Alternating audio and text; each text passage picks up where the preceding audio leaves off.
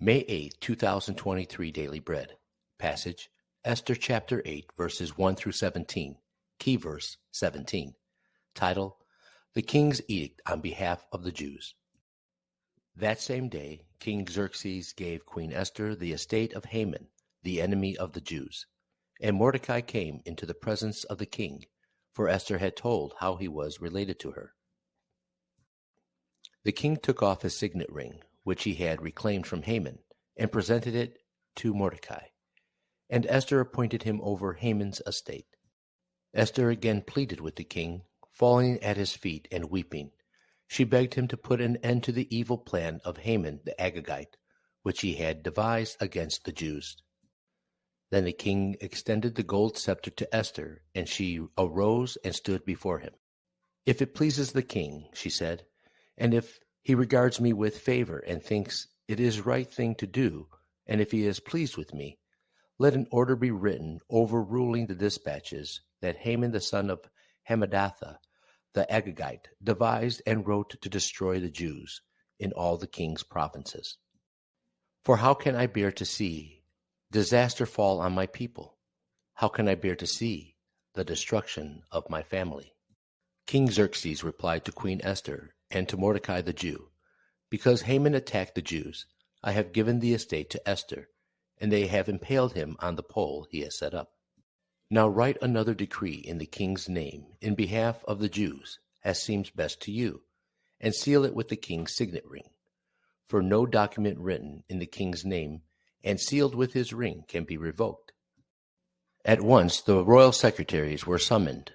On the 23rd day of the third month, the month of Sivan, they wrote out all Mordecai's orders to the Jews and to the satraps, governors, and nobles of the 127 provinces stretching from India to Cush.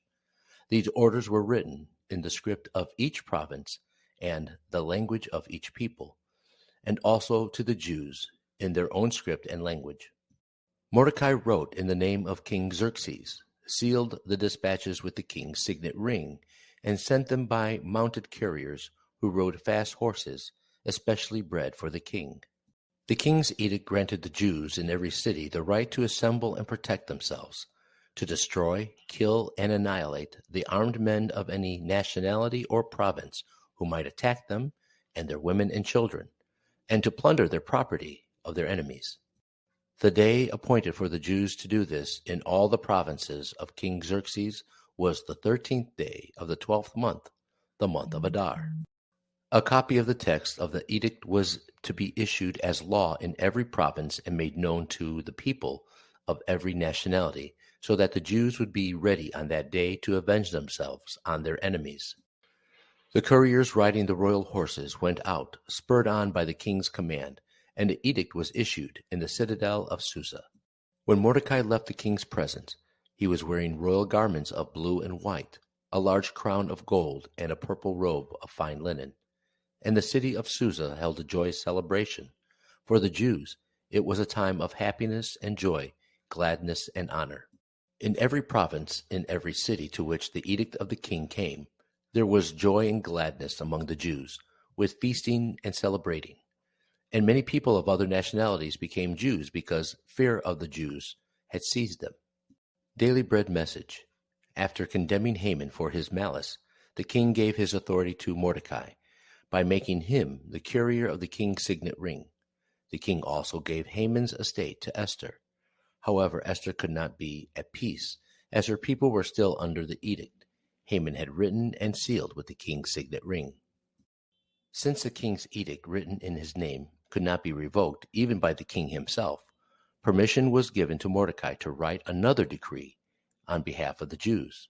The news was delivered to each province with great urgency. Mordecai's decree permitted the Israelites to arm and defend themselves against enemies who might come to attack them and plunder their properties. The enemy always seeks to make us fail and despair. Instead of living in fear as God's people, we must put on full armor and be ready to fight, to stand our ground. Will you come before the Lord with your fear and desperation today? The news brought great joy to all the Jews and fear for all enemies. Many Gentiles became Jews. The Lord displayed his presence among his people to strengthen and equip them to overpower their enemies. Prayer. Father, thank you for hearing my prayer and delivering me when I am devastated. I have nothing to fear when I hold on to your promises. One word, the Lord is on my side.